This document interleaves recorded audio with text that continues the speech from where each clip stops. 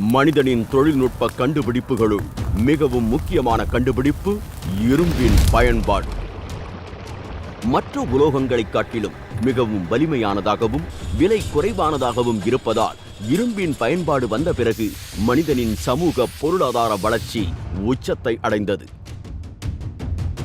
இந்தியாவில் இரும்பின் பயன்பாடு பல்வேறு தொல்லியல் அகழ்வாய்வுகளில் வெளிப்பட்டாலும் தென்னிந்தியாவில் அதிக அளவில் அகழ்வாய்வுகளில் கிடைக்கின்றன.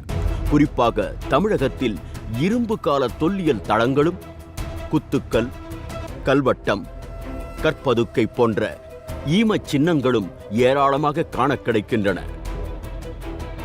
தமிழ்நாடு அரசு தொல்லியல் துறையால் அண்மை காலத்தில் நடத்தப்பட்டு வரும் தொல்லியல் அகழ்வாய்வுகளில் கொடுமணல், கீழ்நமண்டி, மயிலாடும்பாறை, ஆதிச்சநல்லூர், சிவகலை போன்ற தொல்லியல் தளங்களில் இரும்பினால் செய்யப்பட்ட தொல்பொருட்களும் இரும்பு வாள்களும் ஏராளமாக வெளிப்பட்டுள்ளன. சிவகலை தொல்லியல் தளத்தில் முதுமக்கள் தாழியினுள் படையல் பொருளாக வைக்கப்பட்டிருந்த நெல் தானியங்கள் கிடைத்ததோடு இரும்பு பொருட்களும் வெளிப்பட்டன. AMS கரிம கால கணக்கீட்டு முறையில் படையல் பொருளாக வைக்கப்பட்டிருந்த நெல் மாதிரியும் அகழ்வாய்வு குழியினுள் கிடைத்த கரிம மாதிரிகளும் பகுப்பாய்வு செய்யப்பட்டன. மேலும் OSL முறையில் பானை ஓட்டு மாதிரிகள் ஆய்வு செய்யப்பட்டன.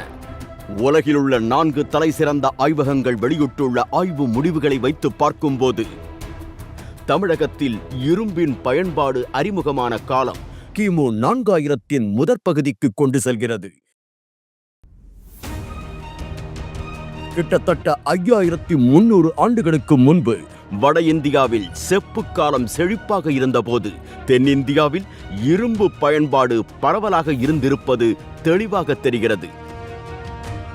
மேலும் சிந்து சமவெளி நாகரிகம் தழைத்தோங்கி இருந்த அதே காலகட்டத்தில் தமிழ்நாட்டில் இரும்பு பயன்பாடு சிறப்பாக இருந்திருப்பதையும் அறிய முடிகிறது.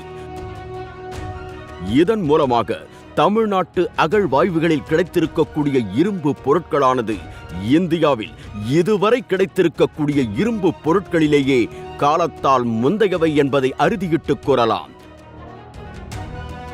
இந்திய துணைக்கண்டத்தின் வரலாறு இனி தமிழ் நிலப்பரப்பில் இருந்துதான் தொடங்கி எழுத வேண்டும் என்பத சான்றுகளின் அடிப்படையில் அறிவியல் வழிநின்று நிலவுவதே நமது அரசினுடைய தலையாய கடமை.